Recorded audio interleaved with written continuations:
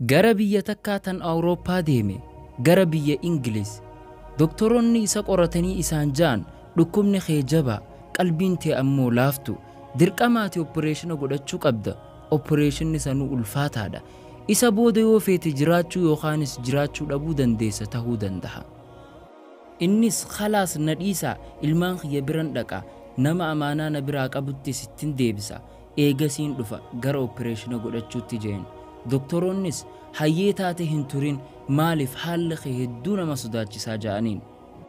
Gara warra isaatii fi ilmaan isaa deebi'ee isaan waliin taa'ee isaanitti dhaammachuu seene yoo fedhe tana booda isaanitti deebi'uu dhabuutu mala. Isaanirra salaammatee bahe. Akkana jee gara shariikticha kiyyaa tokkootiin deeme isatti dhaammachuuf gama waajjira isaa tokko. Hogguma sanin gurbaa foon gurguru tokko arge. Osuman taa'uutiin intala dullattii takka milladhe. Dullattiin nama guddaatuun xiisha tokko harkaa qabdi. Xiisha kana keessatti foon lafee lifcaaca bubu'e lafarraa guurti qushaasharraa. Shariika kiyya kanaan xiqqoo na eegi je'eetiin dullattii san bira dhaqee maal dalagu jirta je'een. Sagalee laaftuu takkaan qalbii cabaa yaa ilma kiyya ani ilmaan dhalaa 5 xixiqqaan qaba. Namni isaan naaf guddisu hin jiru. Ammas amata guutuu ijoolleen tiyyatun foon hin nyaanne. Anis yoo foon illee nyaachuu dadhaban foolee isaa akka fuunfataniin barbaade jetteen. Gurbaa kana dubbiin tun isa boochifte. Gurbaa foonii bira isii geessee isaan jee yeroo aayyoon tun si bira dhufte hunda foon hanga isiin barbaadde isiif kannita hisaaba kiyyarratti torbaan cufa. Aayyoon sunis lakkii nuti humaan barbaannu jette. Gurbaanis wallaahi torbaan hunda dhufte foon kana hanga feete fudhatta. Dubartiin sunis ani kiiloo takka malee hin barbaadu. Innis kiiloo 2 kanniif je'eeni eegas booda dursee amata guutuuf if dura kafale.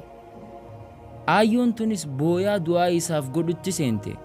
Gurbaa kana mirqaanaa fi jajjabinni itti dhagahame eegasii gara manaa deebi'e gammachuudhaan. Hoggaan mana deebi'u miciyyoon tiyya dhuftee yaa baabaa fuulli kee hedduu jijjiiramee jira. Hoggaan waa'ee kiyyaa tiimu hoggasuma boochee rabbiin si haa fayyisu qalbiin tee gaariidha jetteen. Guyyaa itti aanu gurbaan deeme opereeshina godhachuuf. Doktorris isaan jee ajaa'ibsiifata. Yaa gurbaa natti himimee eessatti fayyite? Anis maal baantan jeen? Eessatti qoramte? Hospitaala kami jeen? Innis wallaahi gara hospitaalaa tokkollee hin deemne ani ilmaanuma kiyyattiin dhaammadhee deebi'e. Doktorris isaan jee kun dhugaa miti. Onnee teetirraa dhukkuba tokkollee hin qabdu jeen. Rifatee maal jette yaa doktor ani akkan qalbiin tee nagaya taateen siif himaa jira. Moo gurbaan duraan dhukkubsachaa ture san atii miti yookaan takka hospitaala biraa dheeyte. Anuu dawaa kee kana nin barbaada naaf kanni maal fudhatte jeen. Wallaahi dawaa tokkollee hin fudhanne ani aayyuma dullattii takkaa du'aayi naaf godhe fi ammas intalatiyya gaarii takka. Kun khayrii isin rabbi bira ol kaayyattani rabbi biraa ni argattan jechuudha. Santu gama mindaattes irra isiniif caala je'een.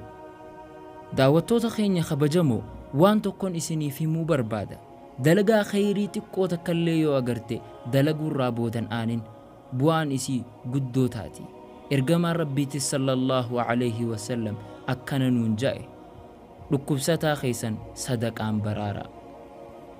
Akkasuma ammas dhukkubni amma nu dhufe kun waraana rabbiitirraayi. Dhukkuba kanarraa namni tokko of eeguu hin danda'u yoo rabbiin isa eege malee. Tanaafuu waan sadeen kanannaaf jabaadha. Istighfaara, du'aayi, sadaqaa. Ammas waan rabbiin siif barreesse malee akka wanni takkalleen sin xuyne beeki. Qul lan yusiibanaa illaa maa kataba Allaahu lanaa. Viidiyoo tanas nama jaalattan hunda biraan naaf gaha sheer godha. Akkasuma chaanaala keenyas naa iftiyu YouTube gubbarratti subscribe nuuf godha. Jazaakumullah.